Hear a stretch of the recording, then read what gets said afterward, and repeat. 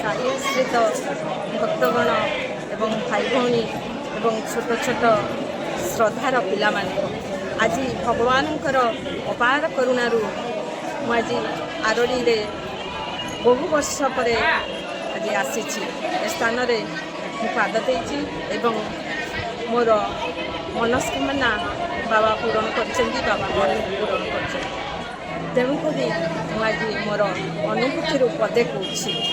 ଥିଲାବେଳେ ଜାଣିଛନ୍ତି ତ ମୁଁ ସାଙ୍ଗେ ସାଙ୍ଗେ ମୋ ପାଟିରୁ ଗୋଟେ ଗୀତ ବାହାରି ପଡ଼େ। ଶିବଲିଙ୍ଗ ତ ବାବା ଉଦ୍ଗାର କରିଥିଲେ ନିଜେ, କ'ଣ ବା ମୁଁ ତାଙ୍କୁ ଆଉ ଦେମି, କ'ଣ ବା ମୁଁ ସହନି ପୂରଣ କରିମି, ଭଗବାନ ତ ସବୁ ହିଁ ଶଙ୍କର ଜାଣିଛନ୍ତି।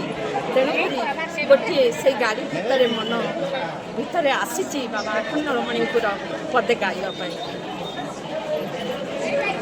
ଜୟ ଆଖଣ୍ଡଳମଣି ହେ ଜୟ ଆରଡ଼ୀଶ୍ୱର, ଦୁଃଖୀ ଦୁଃଖ ଖଣ୍ଡିବାକୁ ହେ ପ୍ରଭୁ ହେଲ ବାହାର, ପୁଣ୍ୟ ବୈତରଣୀ କୂଳରେ ସେ ତ ଆରଡ଼ି ଖ୍ୟାତ, ନୀଳେନ୍ଦ୍ରୀ ସମର ସିଂହଙ୍କ ଥିଲା ପୂର୍ବ ରାଜତ, ଫଳ କରୁଥିଲା ହଳୁଆ ବାଜି ଫାଳ ଲଙ୍ଗଳ, କପାଳରେ ବାଜି ଦିଫାଳ ହେଲା ତୁମ କପାଳ।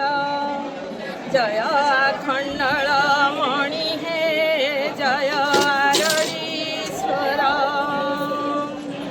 ଟଳମଳ ନଈ କୂଳ ହେମନ ଠାକୁର, ବହୁ ଦୂରୁ ଜଣାଉଛି ଘେନ ମୋ ଜୁହାର, ତୁମରି ବଡ଼ ପଣିଆ କେ କରିବ ସୀମା, ଶକ୍ତି ଦେଖିଥିଲା ଦକ୍ଷ ରାଜା ଝିଅ ଉମା, ତୁମରି ଗଳାରେ ଦେଇ ବରମାଲ୍ୟ ତାର, କଳିରେ ପ୍ରତ୍ୟକ୍ଷ ଦେବ ତୁମେ ଆଖଣ୍ଡଳ, ଉଦୟ ହୋଇଲ ପ୍ରଭୁ ଆରଡ଼ି ଗ୍ରାମର, ଲଭିକି ମୁଁ ପାରିବିନି ସେ ମନ୍ଦିର ଦ୍ୱାର, ଏ ଜୀବନେ ଯଦି ମୋର ନ ହୋଇବ ଦେଖା, ଅନ୍ତିମେ ବି ମରିବି ତୁମରି ପାଦୁକା।